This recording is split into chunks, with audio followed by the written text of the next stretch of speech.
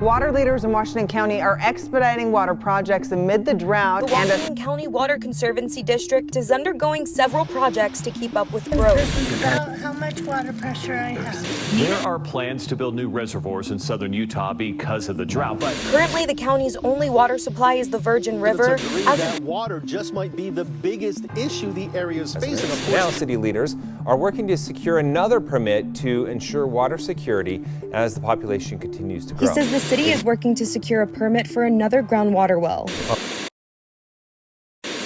up, you guys? Cameron Cornish here, your #1 real estate agent in St. George. And today we're talking about a pretty hot topic, which is water. I'm standing right in front of the Virgin River, and we're going to discuss this. Are we running out of water? Is it really an issue? Is it something to be concerned about? And with all the new projects going on between Pecan Valley, Jellystone Water Park that just opened, and then they're even in talks of another lagoon over in Desert Color. Where's all this water coming from, and what does that mean for residents and future residents? Well, we're going to talk about that in today's video. This is Living in STG.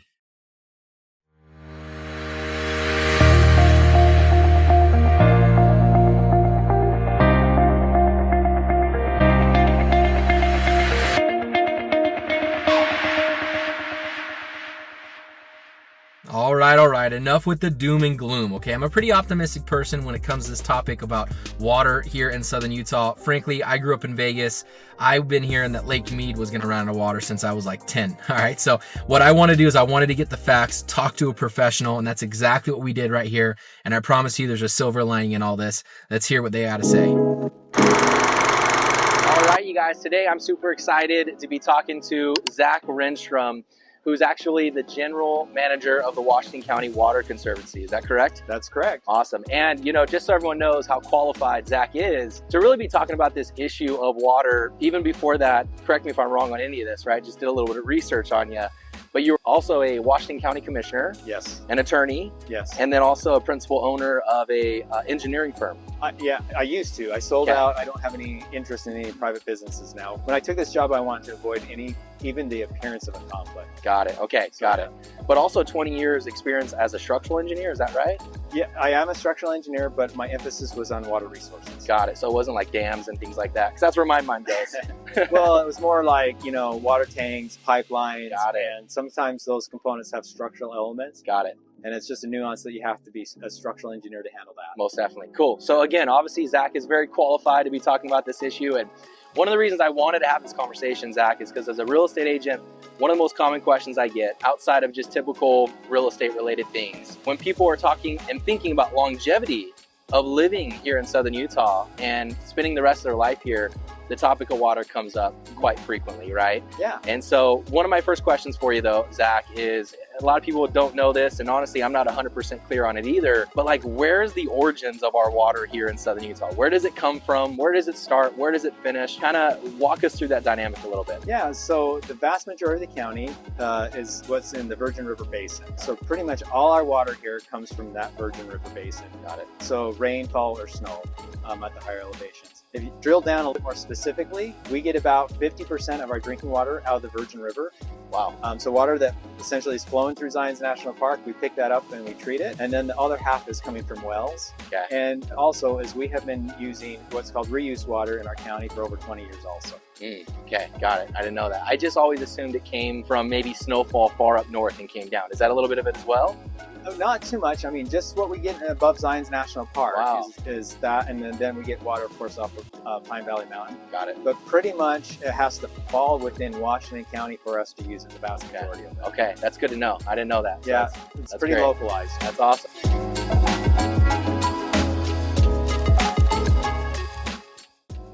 So here's the big question, and this one's the one everyone's always asking, so I'm curious to get your opinion about this. But with all of the population growth, there's homes going up left and right, neighborhoods being built out, is running out of water a real concern for us here in St. George? Oh, absolutely. Okay. 100% running out of water is a major concern, something that we look at a lot. But if your home has been built or is being built today, one of the things is that we do is we make sure that that home will have water forever. Got it. So we won't take more out of the system than we're allowed to supply to a home. And so we do watch that. Good. And, you know, the question, the building moratoriums, basically saying we can't do that anymore, Yeah, is serious discussion. We actually talk about that quite often, got it. where that line is. And the thing that's interesting is that discussion's been going on for 100 years. Right. There's been building moratoriums before Yeah. that discussion. So right now, if you have a home, you're good. If you're building a home, you're good. And the district also has a 20-year plan. So it's a very systematic way of showing that these are the projects, this is how we're going to get the water for growth in our county for the next 20 years. Okay, that's good to know.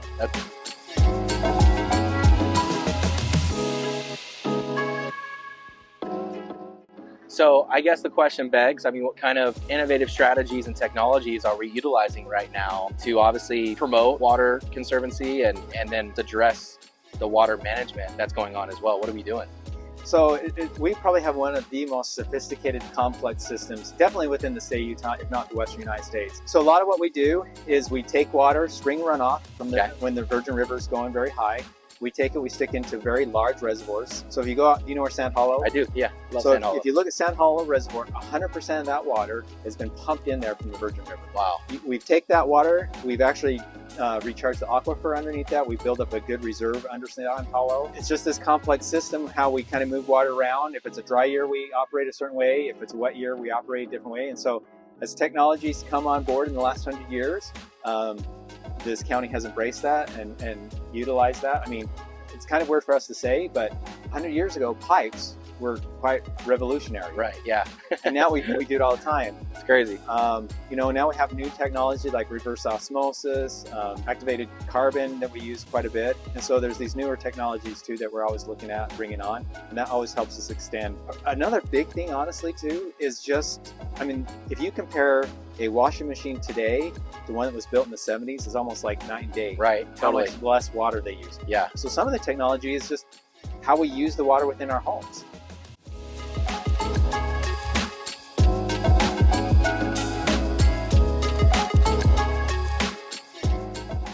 And that was actually my next question for you is, you know, obviously water conservancy is a positive thing and that's what we want to do. So for the residents here, what are some things that we can be doing, realistically speaking, right? Because it's still at the end of the day, no matter how many times I tell my kids to take a quick shower, they're still in there for 25 minutes, right? But you know, realistically speaking, what can we be doing as residents to help with this issue? You know, there's a variety and just kind of where your comfort level is. Yeah. So you have the option of doing, if you have a lot of grass, we actually have a grass rebate where we'll actually pay you to remove that. Oh, wow.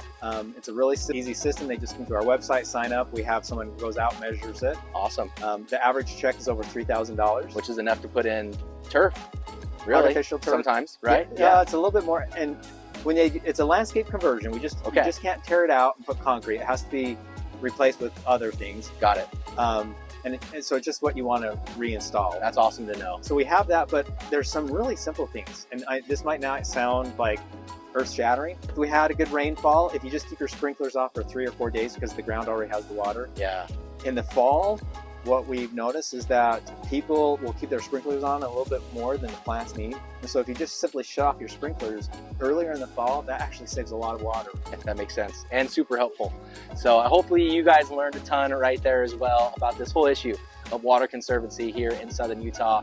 And you guys are excited, especially if you're wanting to move here and actually be a resident yourself. So again, thanks for watching. And Zach, thank you for the interview, man. Great. Appreciate it.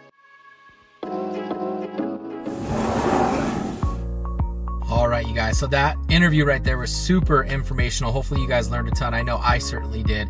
And there's a lot to take in, and there's definitely a lot to unpack as far as this topic of water conservation, right? I mean, growing up in Las Vegas, I always heard that one day we would run out of water in Lake Mead, and I tended to think the worst. I think most people do. I thought one day my faucet would go from a full-on, flow to a trickle to a drop to nothing at all, and then it would be a panic situation and everyone would be freaking out.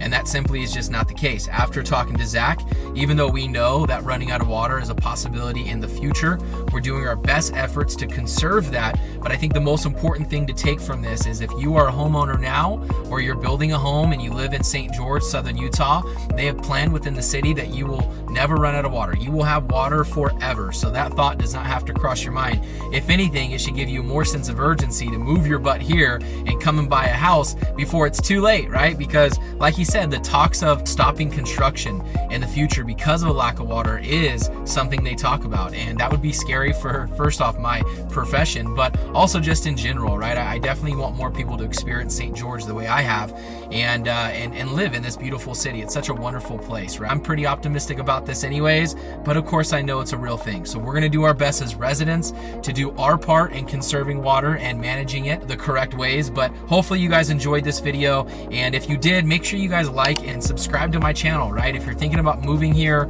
or you need a real estate agent, feel free to reach out to me. I would love to help you. And until then, I'll see you guys in the next video. God bless.